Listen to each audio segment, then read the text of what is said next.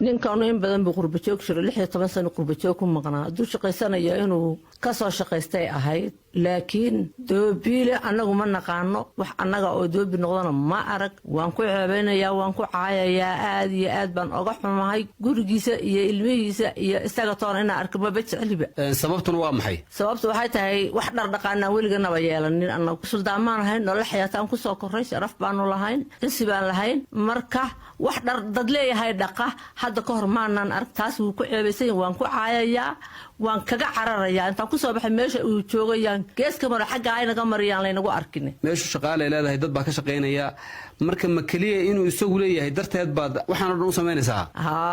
taasaan u sameynayaa dhar buu dhaqayaaba haddii marba la yidhi annaga dawaynoo dhammaatayba keligeena ma aheesaan reerunahay ruuxa laba madaxa dhulka ku dhuftay kuwii dabaduhu jiray waa soo cabaadayaan hadda waxay ka istaagtay lacagaan u soo diraynaaye waxaanu faraha la galaha ka baxo nin hadda calal dad leeyahay saas ugu foorsaday dadka xanuunsanaya meelaha la geeyay inaan geyno mooyaane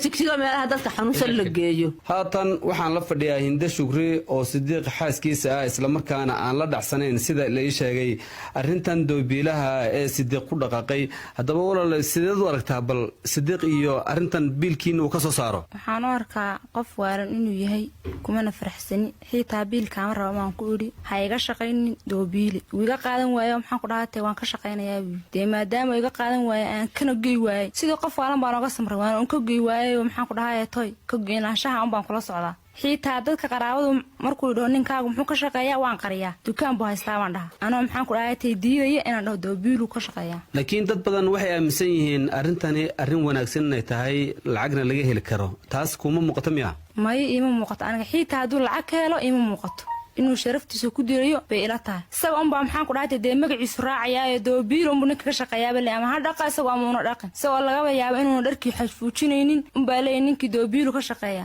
laakiin anigu isba waxaan diidanahay doobiilahaas ka shaqeeya hore wuxuu ka shaqeeyay ma aragtay may wax isirkayga xitaa dhagna kuma maqal wax isirkayga ka shaqeeyana ma jiro laakiin armay sababtu tahay sababtaas oo wax isirka oo ka shaqeeya iyo fikir badan aadan ka haysanin ee hadaad fikir badan ka haysan lahayd aad oran lahayd oo soo shaqeeyo aroorti kale hin lahayd may oo ma kaleeyeen doobiila maxaan ku dhahatay ka soo shaqeey ma dhahan xitaa hadaan arko bal haddaba aan weydiino Sidiiq Faarax Haywe arrintan uu ku dhaqaaqay dadkiina ay kula culuubeen isaga waxay ku dhaliyay muddo 3 sano ya warshad dharka lagu dhaqo oo ku taala magaalada Drammen ee dalka Norway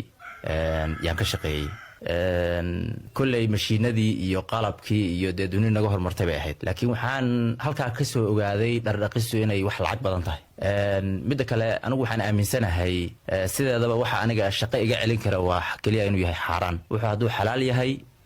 shaqo waa shaqo noocay doonaa noqotay hadda laakiin dhibaatadu waxay ka haysataa xagga qoyskaagii qoys kaliya ma aha reerkii oo dhan bay iga haystaa qabiilkii oo dhan bay iga haystaa hadda waxaaba socda mooshin qabiilka la iga saarayo reerkan ka dhashay yaaba socda marka de qolo kale oo inaan ku soo biiro diyaar u haday jirto hay soo sheegto oday de waa hore dhintay oo awowgay ahaa wuxuusan ogeyn hadaan anigu fahmo oo nacfi kala soo baxo de isagu saas muuse yeeli jirin anigu inaan uga leexda ma aduu ugu yaraan waxba kaama gelin waxa qoyska ma uu sheegayo anigu go'aankaygu wuu cad yahay ummadoo dhan haday iga hortimaado go'aan gaaro anigu go'aankayga waan wadanayaa